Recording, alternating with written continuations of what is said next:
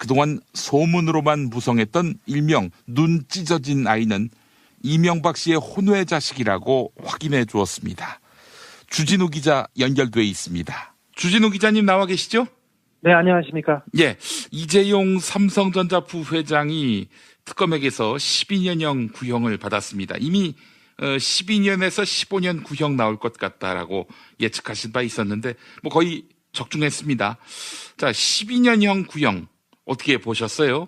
사실 이재용 부회장에 적용된 혐의를 통틀어 보면 한 15년 정도 구형되는 게 맞다고 봅니다. 하지만 이 사회에서 삼성에 가진 힘과 삼성에게는 유독 약했던 검찰의 모습을 되돌아보면 12년도 굉장히 용감하게 구형했다고 볼 수도 있습니다. 예. 사실 이재용 부회장에게 지금 적용된 혐의의 핵심은 뇌물공여입니다. 뇌물공여는 5년 이하의 징역 또는 2천만 원 이하의 벌금입니다. 그러니까 상대적으로 무겁다고 할 수는 없습니다. 이보다 훨씬 더 무거운 것이 있는데요. 이재용의 재산 국외 도피 혐의는 도피액이 50억 원이 넘어서 10년 이상의 징역이나 무기징역까지 선고할 수 있습니다. 10년이죠. 여기에 횡령액이 50억이 넘으면 무기 또는 5년 이상 징역인데 횡령액이 50억이 넘습니다. 그럼 또 여기 5년이 더 합해지죠. 여기에 이재용 부회장이 국회에서 위증을 하셨어요. 이거는 법정형이 1년 이상이에요. 입니다. 10년 이하까지. 그런데 이걸 이렇게 통틀어 보면 20년 정도 때리는 것도 그렇게 과하다고 할 수는 없어요. 그런데 지금껏 삼성 에버랜드 사건이나 다른 사건에서 그 큰 죄를 지었어도 손방망이 구형을 했어요. 그런데 이번에는 그래도 특검이 정의를 바로 세우는 구형을 했다고 볼 수 있습니다. 예, 우리 법원 환경 또 검찰 환경에서는 이 정도 구형도 가상한 것이다 이런 평가신데 사실 저는 12년 정도 때릴 거라고 생각했는데 15년까지는 좀 때려줬으면 하는 바람에 12년에서 15년이라고 했습니다. 예, 대단했어요. 그래도 자, 근데 장충기 삼성전자 전 미래전략실 사장의 문자 이걸 주진우 기자님이 취재해서 특종 터뜨리신 거 아닙니까? 네. 시사인을 통해서 보도가 됐는데 이게 그야말로 일파만파를 낳고 있습니다. 시민들의 반응이 폭발적인데 우선 그 입수 경위가 어떻게 된 건지 그거 먼저 알려주시겠습니까? 잘 취재했죠. 오랫동안 제가 취재하고 있습니다. 이 부분에 대해서는. 특별히 삼성 재판이 지금 증거가 없다. 주장만 있다. 이렇게 계속해서 언론에서 나오지 않습니까? 언론에서 일방적으로 삼성의 응원을 들고 있는데 사실 그렇지 않습니다. 뇌물죄의 가장 핵심은 돈을 주고 받았는지가 문제인데 돈을 주고 받은 것 자체에 대해서는 이견의 여지가 없어요. 삼성도 인정하고 있고요. 이미 정유라가 승마를 통해서 지원을 받은 게 다 인정되고 있지 않습니까? 그래서 이 사건은 심플합니다. 더구나 스모킹건이 너무 많습니다. 사실은 그 안종범의 업무일지는 명백한 그냥 증거이고요. 그 다음에 문영표 전 장관이 부정청탁으로 실형을 받았습니다. 여기에 정유라가 법정 진술을 했고요. 그리고 청와대 캐비넷에서도 이재용과 박근혜 간의 청탁과 그걸 받아들이는 그런 내용의 문서가 나왔어요. 그래서 빼도 박도 못합니다. 하지만 언론이 너무너무 삼성 편만 들고 있어서 그래서 장충기의 문자 메시지를 공개하게 됐습니다. 그렇군요. 입수 경위는 뭐 따로 이제 안 밝히시는 거고요. 뭐 하여튼 취재를 열심히 했어요. 취재를 열심히 했다. 알겠습니다. 자, 근데 말이죠. 지금 보도된 거 말고 안 까신 거 있죠 또? 조금 있는데요. 그래서 조금씩 어떻게 할까 지금 생각하고 있습니다. 여기서 한번 좀 까주세요 또. 사실은 처음에는 삼성이 대통령에 당했다고 했다가 그 다음부터 진술을 다 거부하고 도망가 버렸지 않습니까? 그 다음에는 최순실의 강요 때문이라고 했다가 나중에는 이제 이재용 바보 전략을 들고 왔어요. 재판 막판에 최지성 미래전략실 실장이 이재용은 아무것도 모르는 얼굴마담이라는 얘기를 했고요. 실질적으로 삼성의 최종 결정권자는 이재용이 아니라 자신이었다고 이렇게 얘기했습니다. 그래서 뭐 얼굴마담이라 경험이 부족하다. 뭐 곱게 자라서 어디 가서 야단 맞느냐 싫은 소리를 들은 적이 없다면서 이렇게 얘기했는데 제가 삼성을 오래 취재하지 않습니까? 참 웃겼습니다. 만약에 사석에서 최지성 실장이 이렇게 얘기한 게 이재용한테 귀에 들어갔으면 크게 혼났을 겁니다. 아마 쌍스러운 욕이 많이 났을 겁니다. 사람들이 이재용 부회장이 젠틀하고 매너 있는 사람이라고 이렇게 알려져 있고 그건 다 언론한테 돈과 힘을 써서 그렇게 이미지가 된 거죠. 예. 공식 석상에서는 아버지뻘 되는 사람한테 막말도 잘하고요. 특별히 밤에는 아주 대단합니다. 슈퍼맨 같습니다. 네. 그래서 이재용이 의도적으로 바보인 척 하고 있는데 예. 이게 말이 안 됩니다. 안 됩니다. 그래서 삼성의 최종 결정권자가 이재용이 아니라면 박근혜 대통령이 왜 단독 면담을 이재용하고 합니까? 그렇죠. 메르스 사태가 났을 때 그 대국민 사과한 것도 이재용이었습니다. 경영권 승계 과정에서 홍한선 국민연금공단 기금운용본부장하고 면담한 것도 이재용이었습니다. 그리고 국회에 나와서 그랬지 않습니까? 정경련에서 탈퇴하겠다고 미래의 전략실을 해체하겠다고 한 것도 이재용이었고요. 심지어 감옥에서 과감하게 투자를 결정한 것도 이재용이었어요. 이걸 어떻게 설명할 겁니다. 청문회에 나와서 이재용 부회장이 이런 얘기한 적이 있어요. 무엇보다 훌륭한 사람이 나타나면 언제든지 경영권을 넘길 수 있다.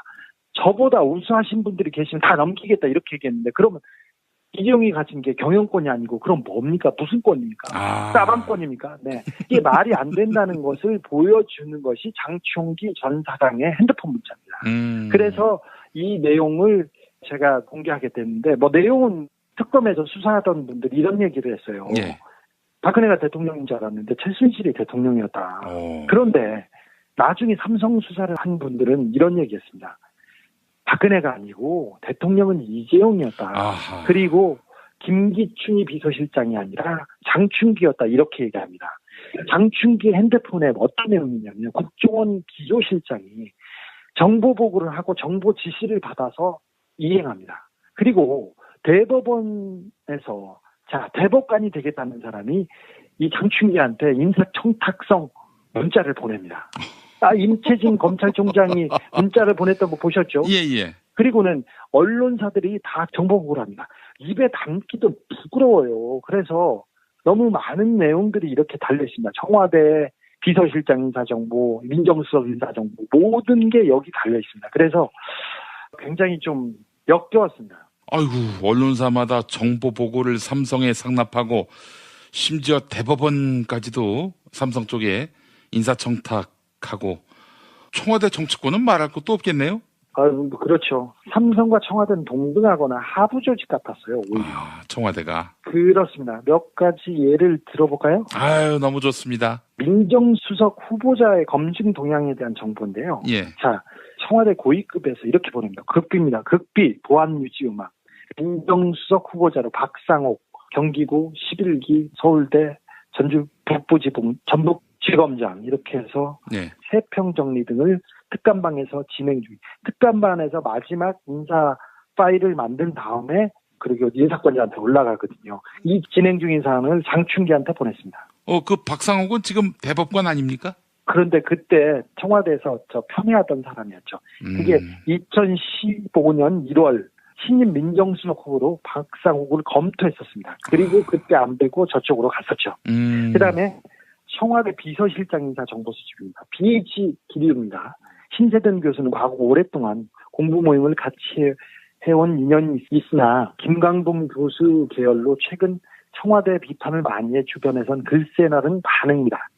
실장 문제와 관련해 VIP가 지금까지도 아무 언급 없어 시기조차 가늠하기 어렵답니다. BH 실무자들도 답답해 한답니다. 이게 청와대에서 이렇게 보낸 내용입니다. BH라 하면 블루하우스 청와대를 말하는 거죠?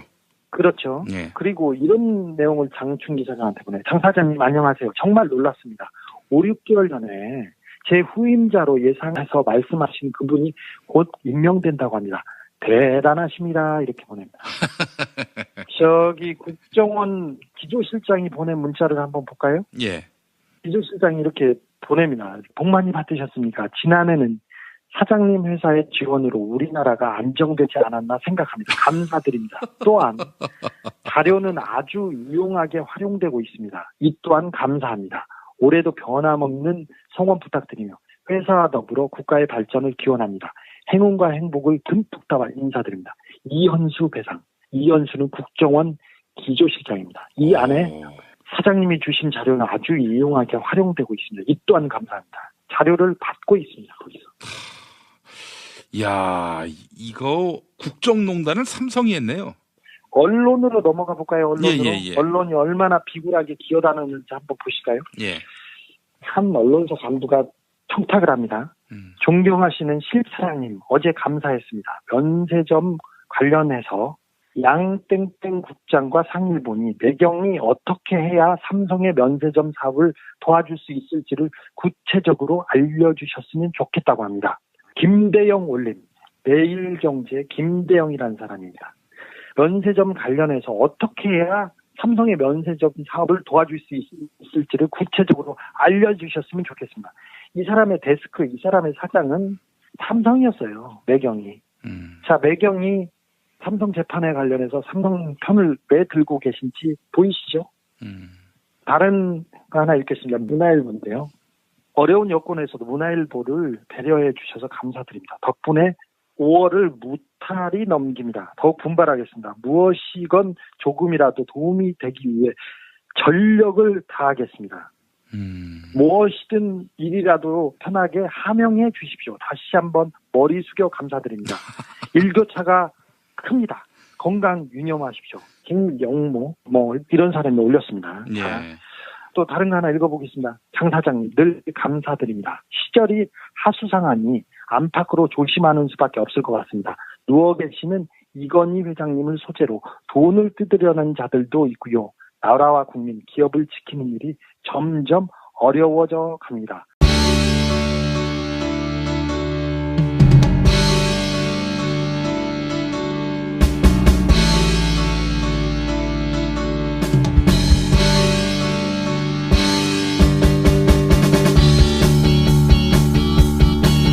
취재를 열심히 했어요. 취재를 열심히 했다. 알겠습니다. 자, 근데 말이죠. 지금 보도된 거 말고 안 까신 거 있죠, 또? 조금 있는데요. 그래서 조금씩 어떻게 할까 지금 생각하고 있습니다. 여기서 한번 좀 까주세요, 또. 사실은 처음에는 삼성이 대통령에 당했다고 했다가 그 다음부터 진술을 다 거부하고 도망가 버렸지 않습니까? 예. 그 다음에는 최순실의 강요 때문이라고 했다가 나중에는 이제 이재용 바보 전략을 들고 왔어요. 재판 막판에 최지성 미래전략실 실장이 이재용은 아무것도 모르는 얼굴마담이라는 얘기를 했고요. 예. 실질적으로 삼성의 최종 결정권자는 이재용이 아니라 자신이었다고 이렇게 얘기했습니다. 예. 그래서 얼굴마담이라 경험이 부족하다.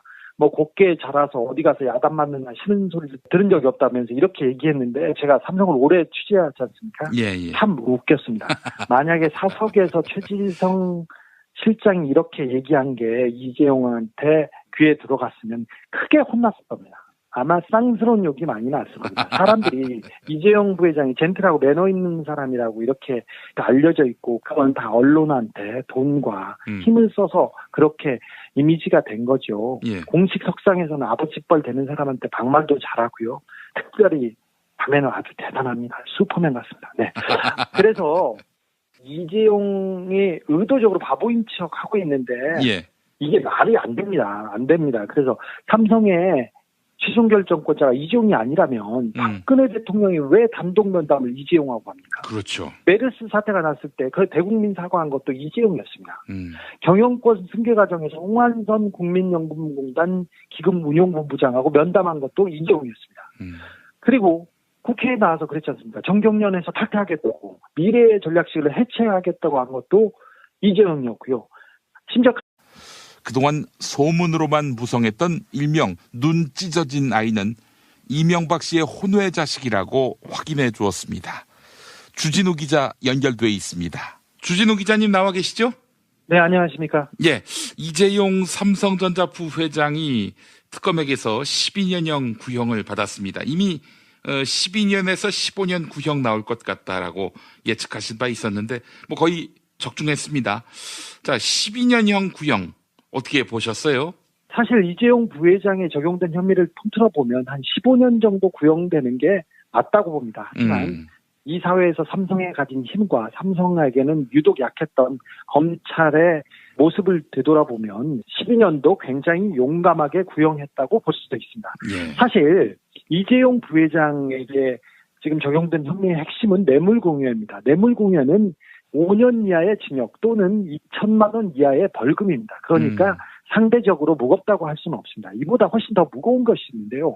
이재용의 재산 국외도피 혐의는 도피액이 50억 원이 넘어서 10년 이상의 징역이나 무기징역까지 선고할 수 있습니다.